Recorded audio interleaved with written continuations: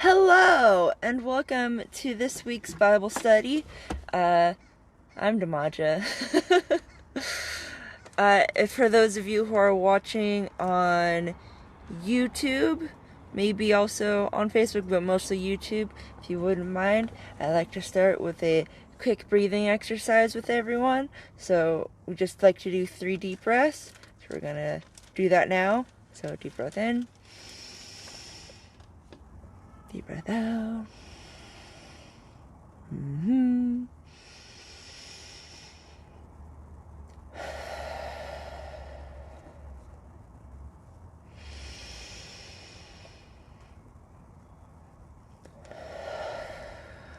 Right. And also, if you're watching on YouTube, maybe also Facebook, but mostly YouTube, I also like to start after breathing with a quiet worship song where you kind of meditate on the song. You keep breathing deeply. You reflect on the lyrics. Maybe sing along if you know the words. It might be the video I'm gonna show is maybe a lyric video, so you can probably sing along whether you know the lyrics or not. But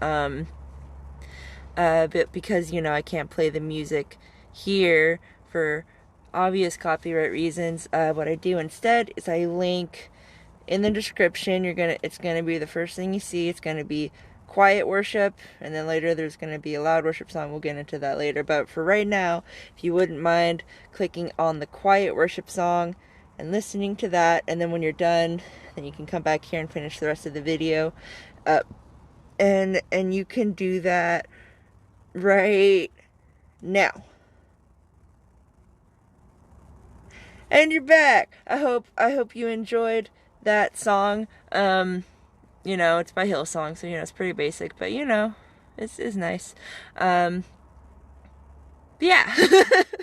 So we're just gonna get into chapter 10 of Genesis today. I'm gonna fix my hair. Yes, make him pretty. So yeah, chapter 10 of Genesis. And by the way, congrats to me for getting to the 10th chapter. That's like what, like 2 months I've been doing this? Slightly more than 2 months. That's a milestone. And thanks to the handful of people who have been supporting me, it really does mean a lot to someone who is as churchless as I am right now. Moving on. Today we're going through a genealogy chapter, so it shouldn't be too long. There's still some things of note. Genealogies, they're meant not just to show family trees, but also like familial and character connections that aren't mentioned in the stories. It's like the background knowledge before you get into the actual story, so you can kind of make better connections, and it also helps with like historical confirmations. It's like the stats for nerds kind of thing. And then, later, they're gonna help us keep track of Jesus's lineage, starting with Abraham. Unfortunately, this genealogy is a little bit too early to have a lot more of these, like, more interesting undertones. Most commentaries just debate the nations that come from them, especially if they think the flood is global. So because this takes place so early in human history, it's actually pretty hard to pinpoint this exactly. A lot of it is based on like more like linguistic speculation. It's actually kind of tricky for me to pull together anything like especially comprehensive on the chapter. It's basically built on speculation. And a lot of other commentators and theologians don't seem to be as interested in it. I guess this is like probably the least interesting genealogy. But I cobble something together. So let's just see what we got. So it starts. This is the account of Shem, Ham, and Japheth, Noah's sons, who themselves had sons after the flood. The sons of Japheth were Gomer, Magog, Madai, Javan, Tubal, Meshach. Meshech. That was an easy one. I don't know why I stumbled. And Tiras. The sons of Gomer were Ashkenaz, Riphath, and Togarmar. That's a tongue twister. That's an actual difficult one. And then the sons of Javan were Elisha, Tarshish, the Kettites, and the Rodanites. From these, the maritime people spread out into their territories by their clans within their nations, each with its own language. So, you might be wondering why only Gomer and Javan's descendants are mentioned. What about Japheth's other 5 sons? Now, there's a chance they could have died out. Maybe Hebrew writers just didn't know what happened with them. Most likely, they weren't considered important to Hebrew history and theology, to even bother with them, both back then and at the time of the writing. And I'm fine with that. Less names for me to read and talk about. So for the people we do know about, enduring word says Japheth fathered the Indo-European people, so, from India to Europe. And then Gomer became Germany, Magog and Meshech became Russia, Madai became Iraq and Iran and India, and Javan became the Greeks, relating to the maritime people. Then for their sons, Ashkenaz went to northern Judea, and Togarmar became Armenia, and Kittim became Cyprus, Rodanim became the Rhodes, and Tubal became Tobolsk, which I know what some of those meant. Answers in Genesis gives a little pushback, not going as far into the modern nations. They think that Gomer was just Galatians and Ashkenaz became Germany, not northern Judea, while his other son, Togarmar, became Turkey. They also say Magog became the Scythians, Tubal became Iberians, and blah, blah, blah, blah, blah. A bunch of other ancient civilizations that barely exist anymore, if at all. They seem to base this off an ancient Jewish historian named Josephus, which should be familiar to the nerds of theology out there. So it's possibly slightly more accurate and clear than enduring word, but they both seem to agree that Japheth's descendants ended up populating most of Europe, including the ones we aren't given further genealogy from. And that's all linked in the description if you want to know more details on that. But it doesn't matter for this. So, you'll also likely notice in a bit that there's less to say about Japheth than Shem and Ham. And you'll see it's because Shem ends up being the ancestor of the Jews, while Ham ended up being the ancestor to the majority of the enemies of the Jews. So Jewish writers didn't care as much about Japheth. He's just not as important to the story.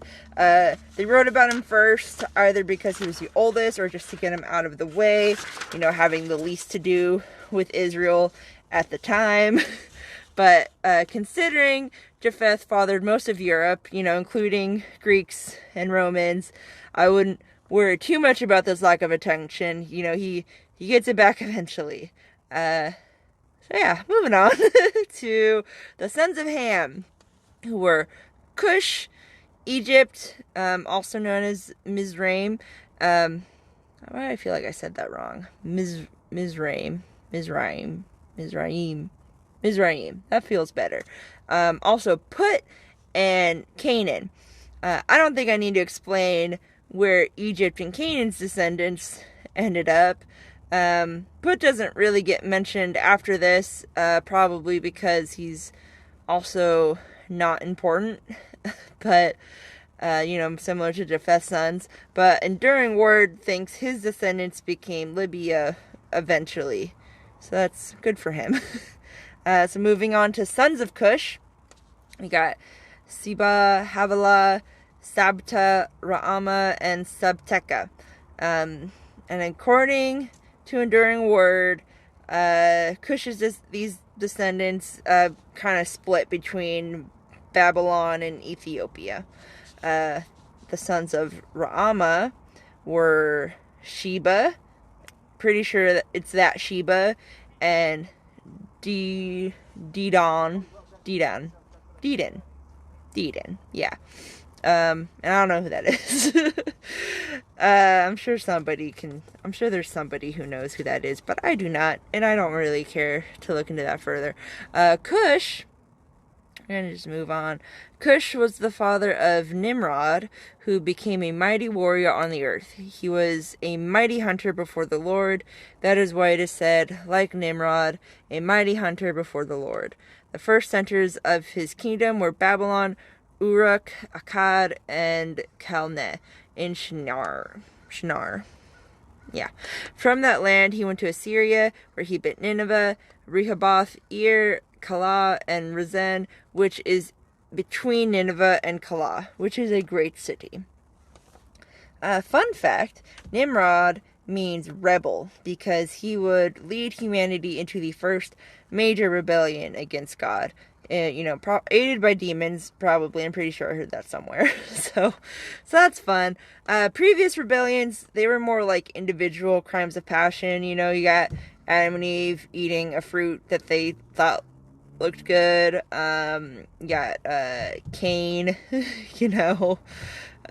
murdering his brother because he was jealous. And then I feel like most of the people after that, it was also like more individual kind of stuff.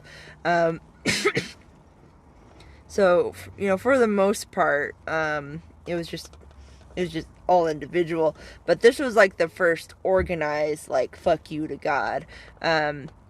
So the commentaries say he was a mighty warrior in a way that offended God. Jewish writers seem to mean it in like a snarky way. Similar to how like the Nephilim were described, like, oh, they're so great, but they're actually terrible. There's also some debate on whether he was an actual hunter or if it was noting his like murderous conquering tyranny, like a hunter of men type of a thing. Either way, he was not good, and I have no qualms with Bugs Bunny forever associating him with stupidity. So yeah, that's all to say about that. Next verse is saying how Egypt was the father of the Ludites, Anamites, Lehabites, Nephutites, Pathrusites, Casluhites, from whom the Philistines came, and like Caphtorites. I don't think this needs further speculation. It's Egypt. They were Africans. They became Africans. Canaan. This is the next verse. Canaan was the father of Sidon, his firstborn, and of the Hittites, Jebusites, Amorites, Girgashites, Hivites, Arkites, Sinites, Arvadites, Zemarites, and Hamathites. Those are easier to say because I've heard them in the Bible a lot more. So later, this is also in the Bible. Later, the Canaanite clan scattered, and the borders of Canaan reached from Sidon toward Gerar as far as Gaza, and then toward Sodom and Gomorrah, Admah, and Zeboyim. Man, I used to be so good at this. Just reading random names. I didn't get enough prep time. That's my excuse. But as far as Lasha, these are the sons of Ham by their clans and languages in their territories and their nations. Alright, so all these places listed for Canaan's descendants were around the Middle East area. Enduring Word thinks the Sinites went to Asia somewhere, but overall, the Canaanites stayed in the Middle Eastern area. In fact, Canaan seems to be the only son of Ham without any ties to Africa at all. Isn't that interesting? In fact, a good chunk of Canaanites got to settle in what would become the future promised land of Israel. So he got a bit of a break from the curse.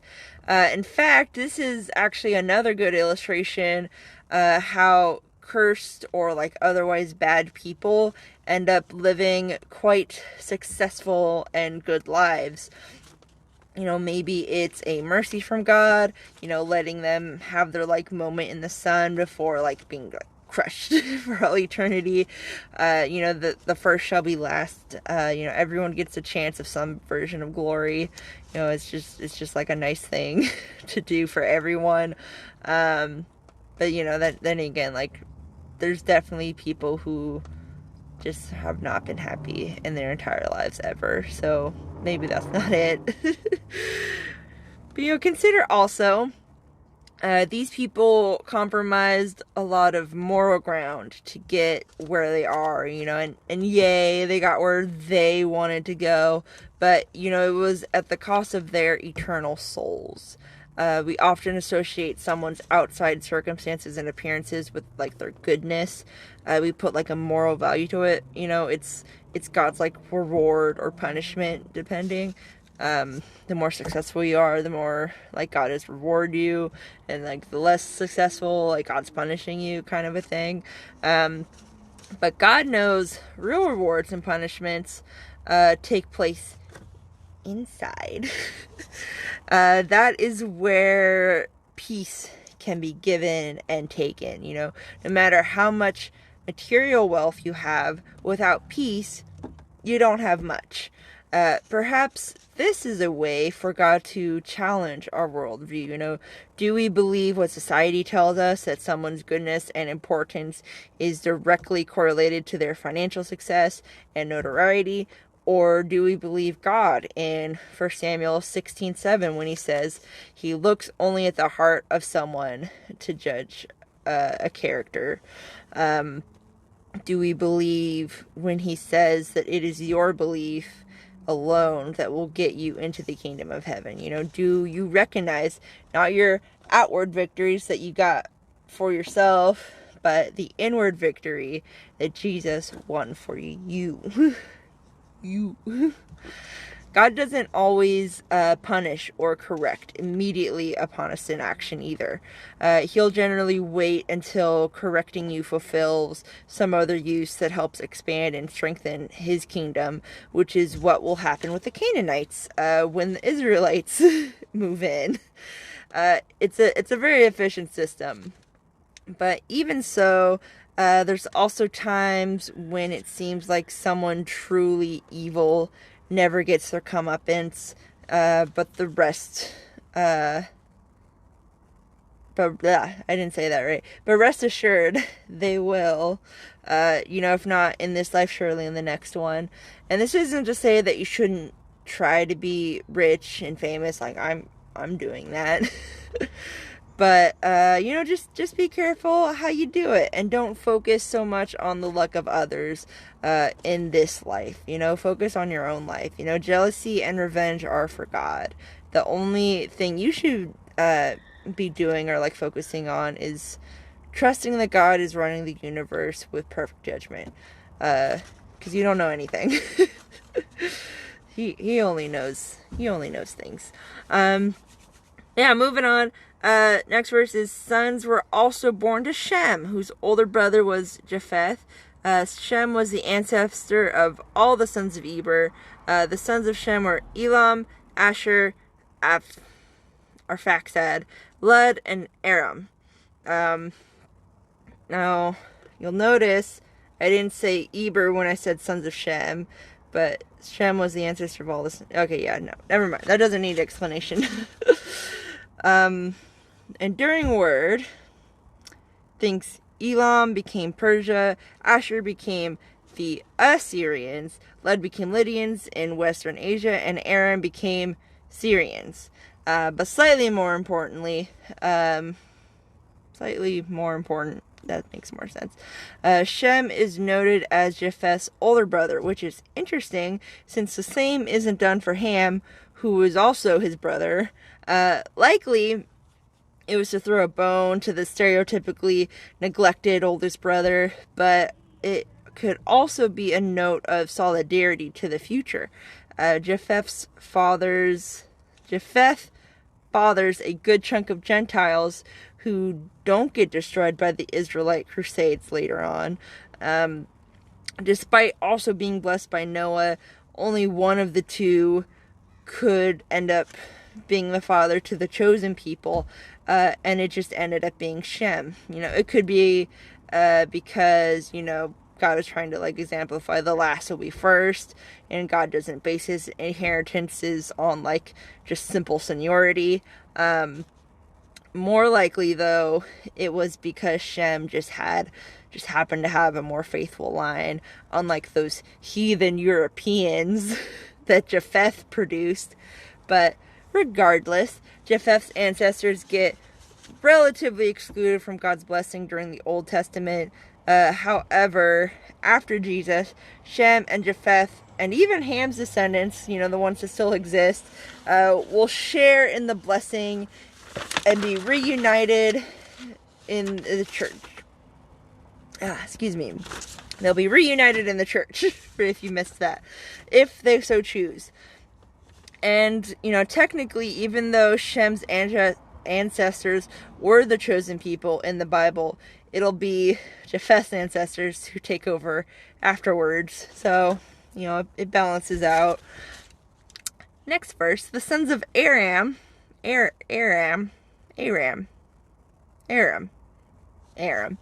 sons of Aram were Uz, Hul, Gether, and Meshech. Arphaxad. That is such a weird name. Arphaxad. It almost sounds like I'm swearing a little bit. He was the father of Shelah, and Shelah the father of Eber. Eber, aka Heber. Maybe it's Eber, and then it can also be spelled Heber with like an H at the beginning. If you look at it visually, it looks very similar to the word Hebrew, and that's because he's the one that fathers the Hebrew people, which is why he's prominently noted with Shem. It's the Hebrews writers' way of saying like, hey, look, it's us. Like when the credits were like, there we are, there's our name. Anyways, just wanted to let that know. So the two sons were born to Eber. One was Peleg. I think in other translation it spells it Pelag. I don't know which is correct, but it doesn't matter. He was named Peleg because in his time the earth was divided, and his brother was named Joktan. I guess nothing significant happened for Joktan. Just a quick note, theologians think Peleg was in reference to what happened in Babel, where the people, the people divided. It wasn't like a literal earth dividing.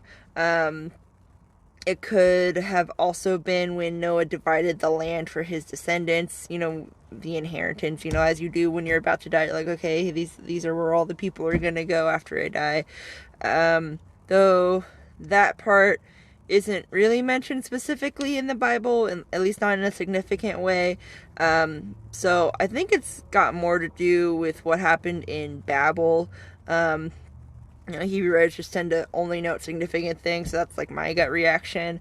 But it definitely had nothing to do with like the actual earth dividing. Like there are some that think that it was like a reference to the flood somehow, but again, this is like, these are descendants after the flood, so I don't think that's the case. I guess it had to do with Babel. Either way, though, Joktan, next verse. Joktan was the father of Almodad, Shelef, Hazarmaveth, Jerah, Hadaram, Uzal, Dikla, Obal, Abimael, Sheba. Maybe the same, not the same Sheba, but maybe that was the Sheba that did the Sheba. Anyways, Ophir, Havilah, and Jobab. These were the sons of Joktan. So Joktan, all of his sons became Arabic nations. Jobab may also be Job, maybe. I don't know, that's just what the commentary said, but there's that. The region, next verse, the region where they lived stretched from Mesha to Safar in the eastern hill country. As a heads up, I am going to be linking a couple maps in the sources, so you have like a visual idea of at least what like Josephus's Table of Nations, you know, which is also discussed in one of the Answers in Genesis links. But it's going to give you like a visual idea of what Josephus's Table of Nations gives us in terms of like where everyone went. Just so you guys know for your own benefit. Next verse is, these are the sons of Shem by their clans and languages and their territories and nations. So I just gave you a walkthrough of what some theologians think the descendants turned into nation-wise, but I also feel the need to note what a YouTube doctor I found said when I was desperately trying to find something to say about this chapter. His name is Dr. Robert Carter, but he also goes by Dr. C on his YouTube channel, Biblical Genetics. He has a bachelor's in applied biology and a PhD in marine biology, so he's definitely a scientist, degree-wise, though it's hard to say how relevant his education background is for this topic specifically. But I'd still say he's at least mostly legit. Like, what I heard sounded correct. So, you know, I maybe take it with a little bit grain of salt. I don't know this person that great, but he seemed correct. But either way, he says that there's actually no real confirmation that any of the descendants I just listed went to Asia, sub-Saharan Africa, or even Europe, you know, at least the more northern, western parts.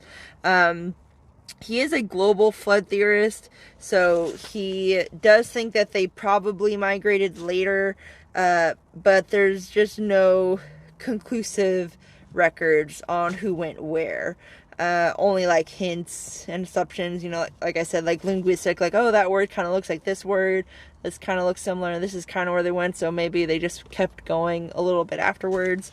Of course, being more of like a local flood leaner myself, I would argue that this just further proves my point on locality, but again, it's just not conclusive enough to be sure. You know, it could still work either way. You know, absolutely, people could have migrated later on, and absolutely, there could have already been people in those places because they did not get washed away with the flood. There weren't even as many people during the flood, you know, maybe a few million, so there's also a chance both theories have like some semblance of truth to them. You know, if everyone was kind of in that same Eurasian African area when the flood happened, then, you know, then technically all the people did get wiped out. And then it wasn't until after the flood that people really started spreading around and getting those like higher population numbers. So it could still be like a local flood that still wiped out all of humanity on Earth, like the planet Earth. So, you know, there's just, you know, all these possibilities have valid arguments to them. So it's just, you know, that's just what I mean when this chapter is basically built on speculation. Anyways, last verse. These are the clans of Noah's sons, according to their lines of descent within their nations. From these, the nations spread out over the earth after the flood. A very conclusive verse to conclude on, if I do say so myself. This was, in fact, a genealogy. Nothing more to say, really. So, if you have any questions or comments or prayer requests, feel free to post them down below. And I can reply if you watch the videos live and you do that, then I can try to reply then to the best of my abilities. But you know, I can also just reply in the comments too. That's fine. It's probably better, actually. I'm not very good at speaking off the cuff. But otherwise, I'm going to be closing us in prayer, which will include for those who listen regularly, it's the same old still. So we got those two women who do not know each other but have the same problem.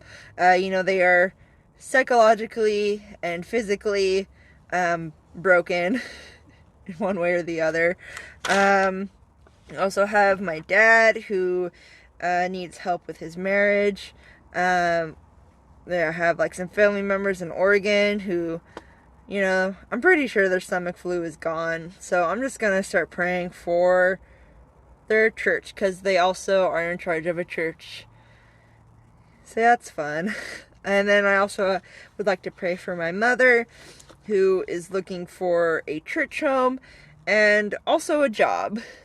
And just settling into a new place. And as for me and myself, I'm going to be praying for myself as well. Because, I like transparency. And I like to let you guys know how I'm actually doing personally. And, to be honest, it's actually, I don't know, it's going to be getting better. Like, for those of you who've been watching, regularly and watch the whole thing, you'll know I've been kind of struggling with a lot of depression and anger and grief.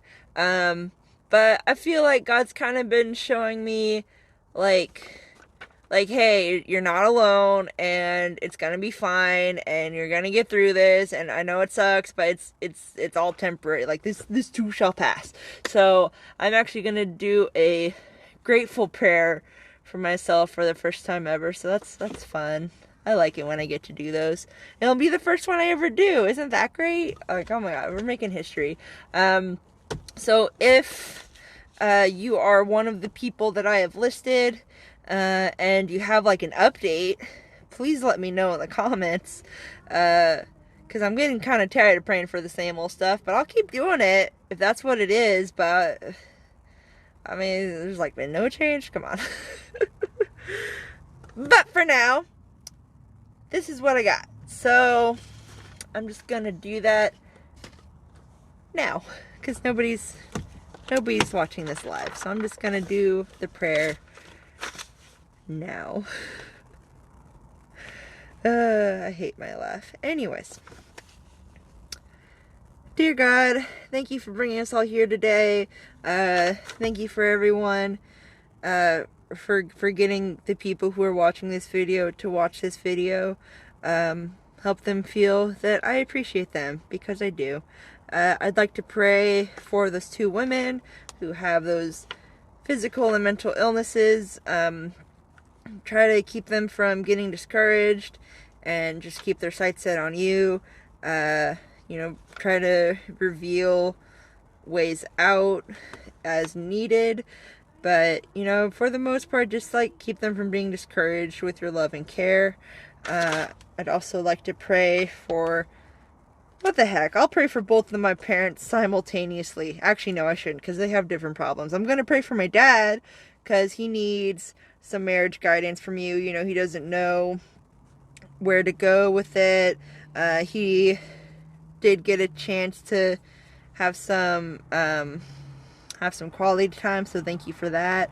But at the same time, still, send that healing energy where healing energy is needed, and letting go where letting go is needed, and just help them to learn to fix what's broken, using your very perfect guidance and knowledge, and keep it for both sides, because marriage is a two-way street. So as all relationships, but especially something as serious as marriage. So just try to keep them also from abandoning hope, as we often do. Just try to keep their eyes on you during this process, and just keep them from being discouraged and depressed, because when things are going bad in a relationship, that's usually where it goes.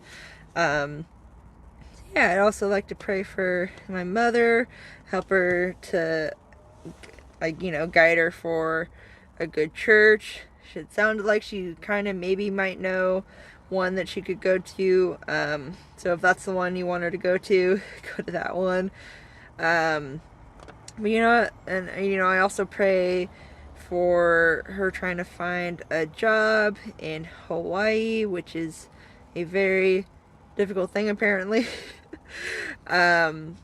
Just help her to know like where she's supposed to go. You know, there's a couple different options for her, so just let her know which door to go through, and just in general help her to feel like she's like not like alone. Like let her know that, you know, beyond you there's other people too, because you know you're like really all that we need, but you know our spirit craves for like-minded humans as well, because you designed us that way. So just help her to know that she is not alone.